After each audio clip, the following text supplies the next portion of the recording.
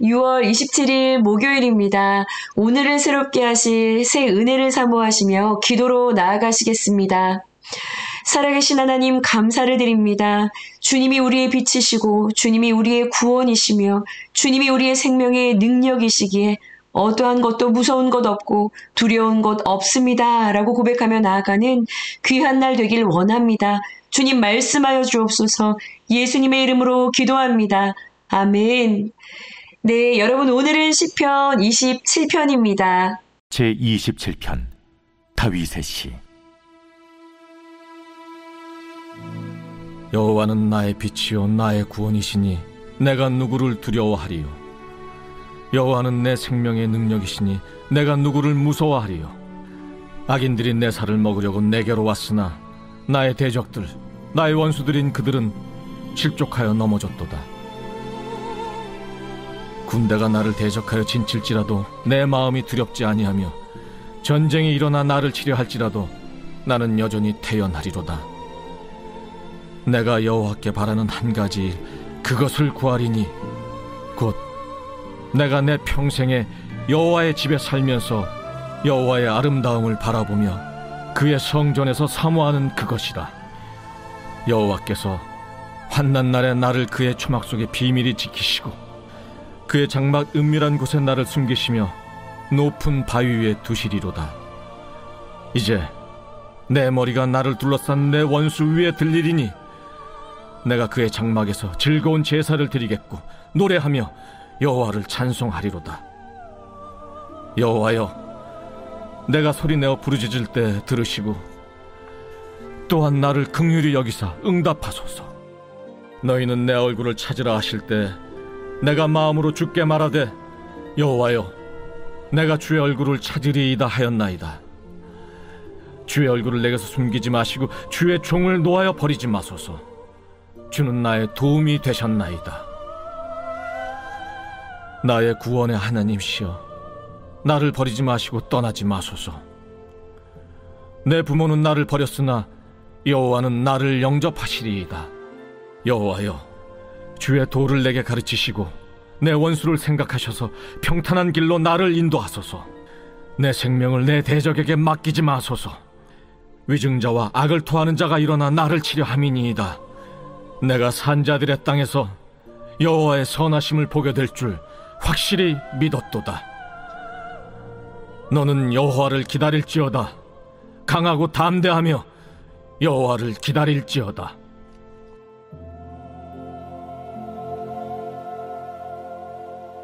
아멘. 네, 여러분 1994년부터 북한 선교를 목적으로 수년간 약 500억 이상의 아주 다양한 북한의 지원 사역을 해왔던 임현수라는 목사님이 계십니다. 캐나다 국적을 가지고 계시는 한국인이세요.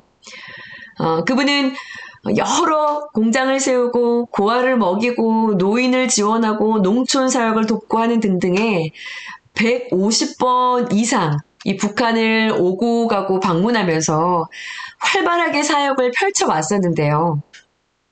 2015년 1월 달에 국가전복 음모로 체포가 되셨어요. 그래서 사형 선고를 받았다가 다시 종신형 선고를 받고요. 북한 감옥에서 수감 생활을 해오게 되신 분입니다. 간수들이 50명이 교대로 총을 차고요.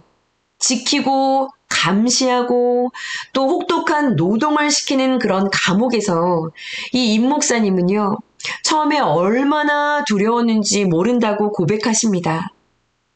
여기서 내가 살다가 결국 죽게 되는 거라니 기가 막혔다고 그래요. 벌레가 들끓고 더러운 환경과 찌그러진 침대와 이불들, 화장실엔 가고 싶을 때마다 손을 들어 허락을 받아야 하고요. 24시간 감시를 당하고 있는 그 감옥에서 첫날을 맞이하며 그래도 하나님께서는 감당할 만큼의 시련을 허락하시는 그런 하나님, 감당치 못할 시험당함을 허락하지 아니하시는 하나님, 그 하나님을 생각하며 잠시 눈을 감는데요.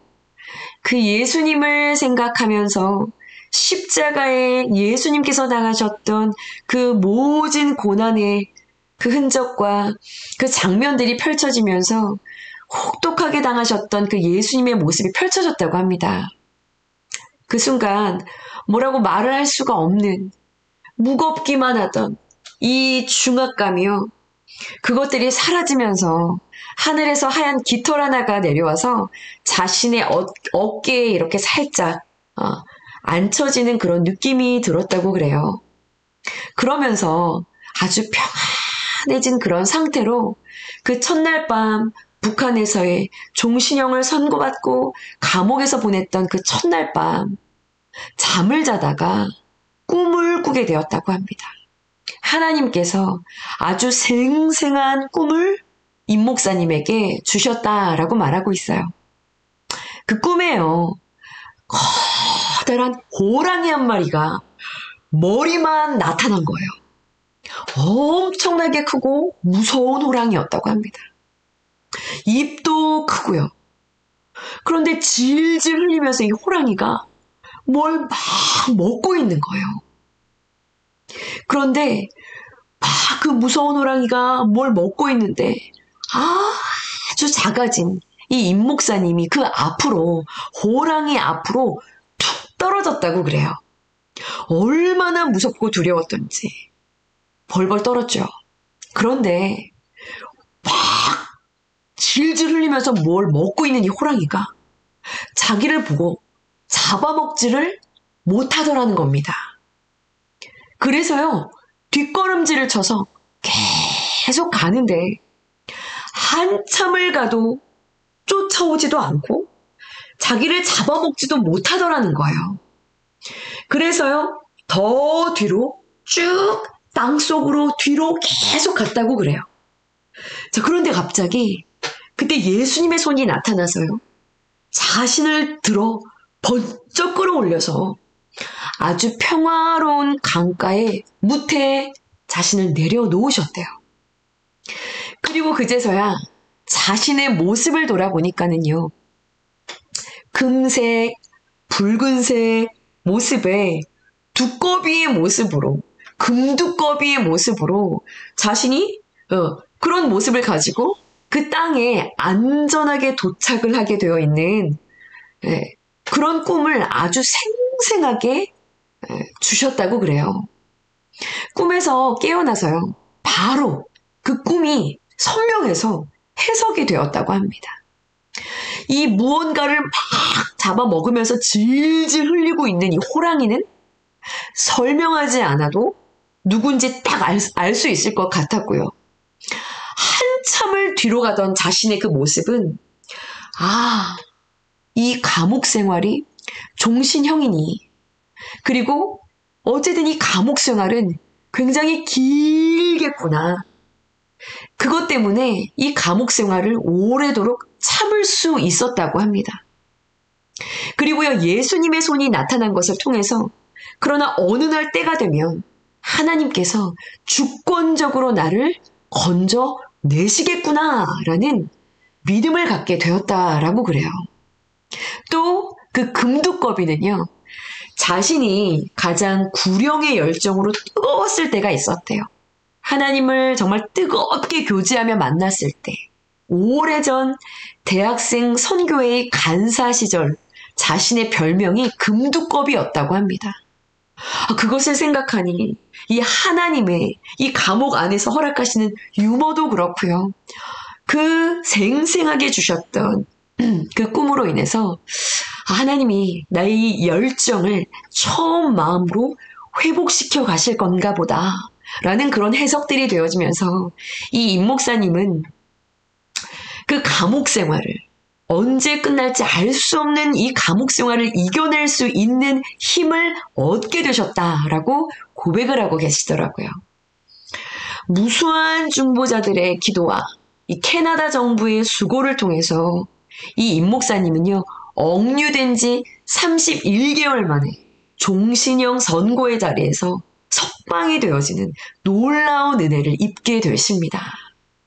아마 이분을 아시는 분들도 계실 거예요. 뿐만 아니라 이분 이 31개월 동안 감옥에서의 굉장히 놀라운 그 하나님의 구원의 역사들이 일어났더라고요. 네. 이 이야기를 담은 간증 책이 출간이 되었는데요. 그 책 제목이요, 여러분. 내가 누구를 두려워하리요입니다. 오늘 이 시편 27편을 배경으로 하고 있는 그런 말씀이에요.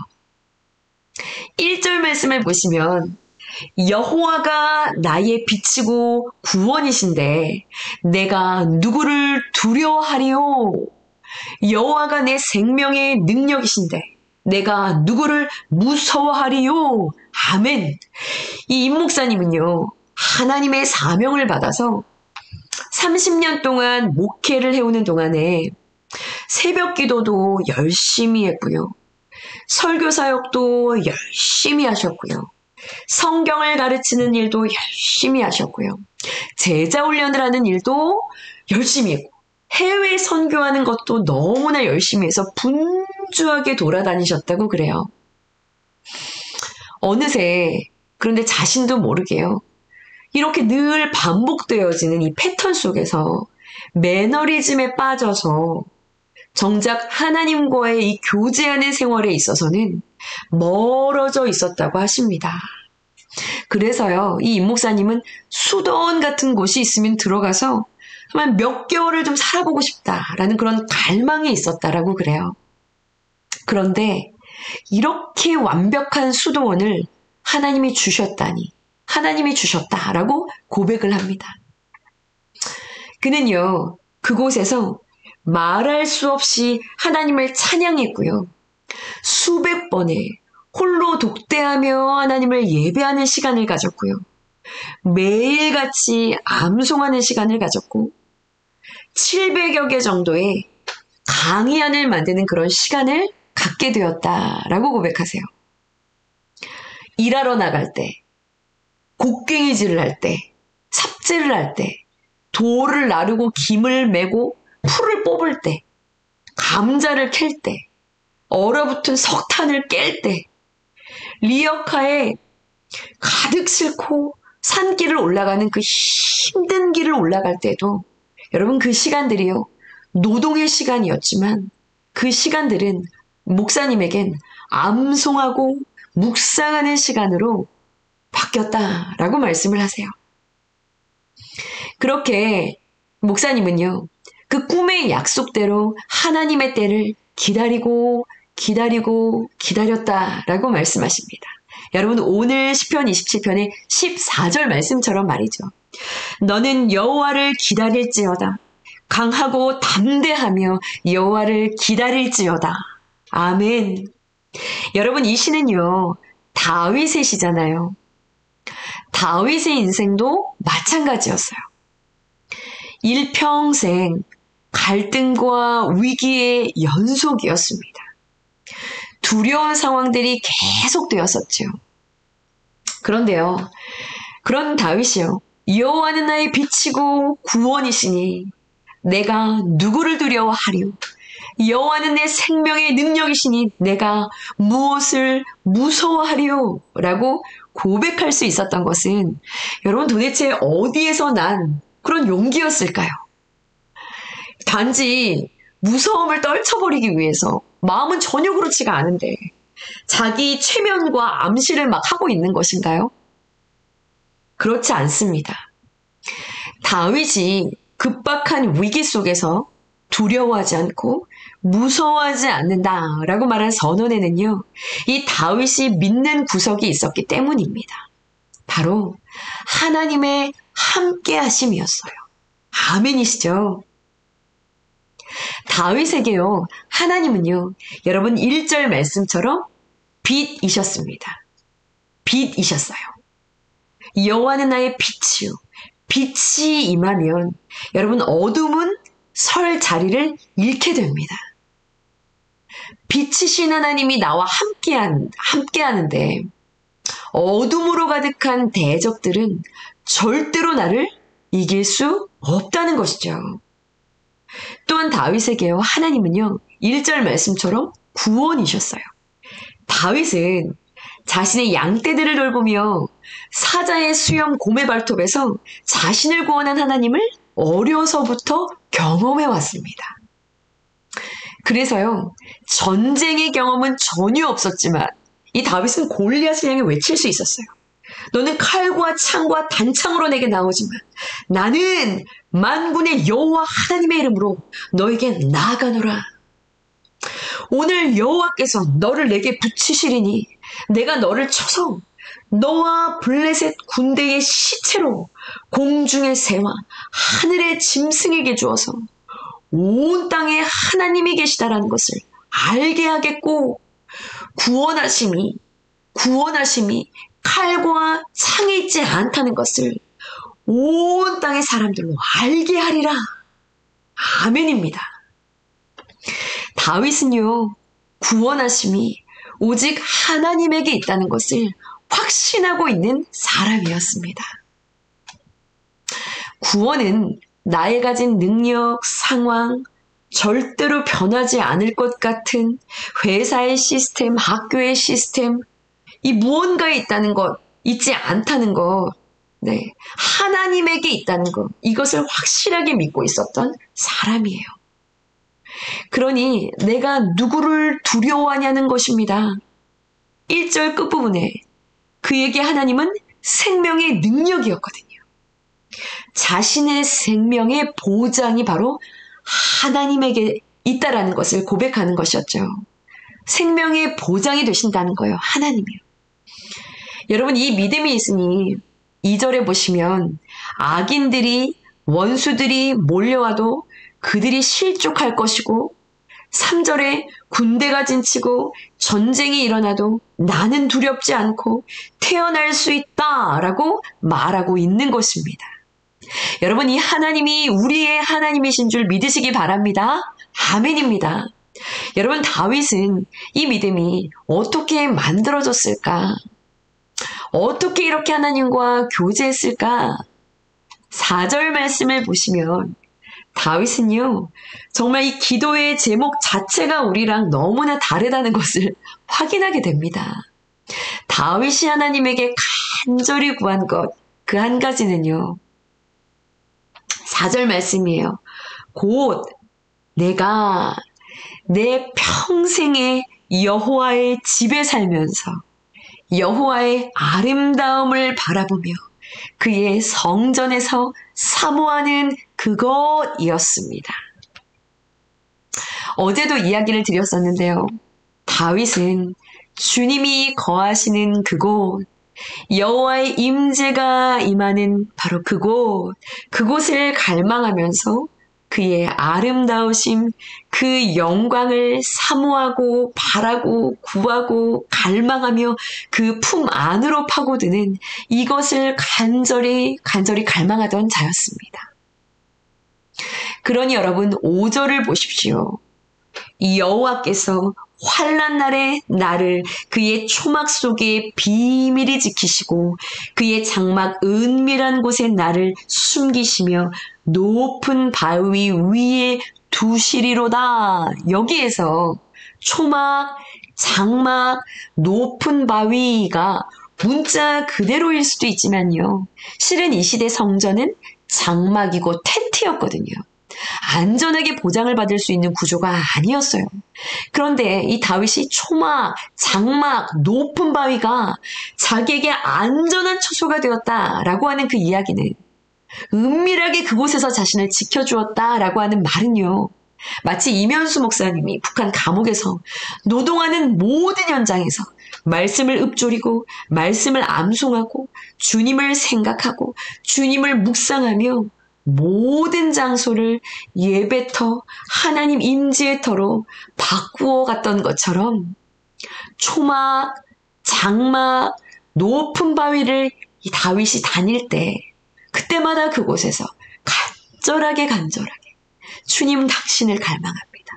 주님 당신의 품을 사모합니다. 이것을 구하였기 때문에 그 품이 느껴졌고 그 임재와 그 품 안에서 그는 안전함을 느꼈다는 것을 이야기하고 있는 것이겠지요. 여러분, 하나님과의 교제는요, 그 자체가 그 교제 안에 있는 이들에게 가장 완전한 피난처가 된다는 것을 믿으시기 바랍니다. 아멘입니다. 두려울 것이 없는 것이죠. 그러므로 다윗은 14절과 같은 고백을 할 수 있었던 거예요. 너는 여호와를 기다릴지어다. 강하고 담대하며 여호와를 기다릴지어다. 그가 승리를 주실 때까지. 아멘입니다. 여러분, 오늘 묵상의 질문입니다. 나를 두렵게 하는 상황은 무엇인가요? 나는 누구에게 도움을 구하고 있습니까?